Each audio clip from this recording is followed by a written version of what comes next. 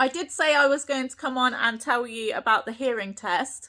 So I was really worried that it might be like a really physical, intrusive test that might hurt him, but it was nothing like that. I do believe there's different ways that they can test hearing depending on the child's age. So with Kiki, what they did is we went into, obviously it might be different for different NHS trusts and hospitals and things like that, but this is what they did for Kiki. So we went into one room with a really, really nice, I don't know if she's like an audiologist or a nurse, but she was really nice. And she had like a bag of toys in front of her. Then there was like a glass, like a window. And then I believe the audiologist sat behind the window and she played noises.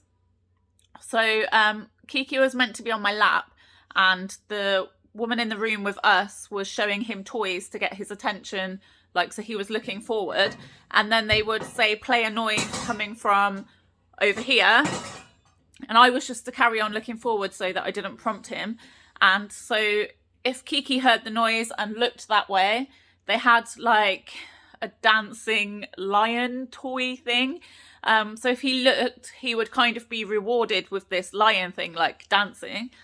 So the first noise they played was like quite loud and he looked straight away.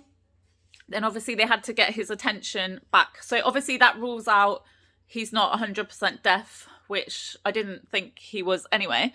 I just don't know if he can hear fully, if that makes sense. It's just one thing to rule out because of his development. So then they played like high and low pitch noises. So the lady in front of us was showing him the toys to get his attention back on her. And then they're meant to play like low and high pitch, different like frequencies. And he's meant to look again and they would reward him with the dancing lion thing. But at this point, so if you follow my journey, Kiki, my son, really doesn't like being indoors. And obviously it's still, although it wasn't distressing, it wasn't painful, it's probably still a bit scary and not normal for him to be in a room with a stranger and loud noises. And he just wants to escape and be outside. He can walk and run, and he doesn't like being on my lap, being held down. Like, he knows his own mind, he wants to go. So he was like trying to escape. So I was trying to calm him down, and then obviously he was crying. So we kept retrying the dancing lion thing. But at this point, he wasn't looking at the low or high pitches. So we don't know if he just couldn't hear them or if he was too focused on wanting to leave. So basically, we have to go back. Also, the dancing lion thing is probably better for children just a bit younger than Kiki, because I guess he's probably a bit bored. Once he's seen it once, he wasn't that interested in seeing it again, whereas I think younger children would probably love it more.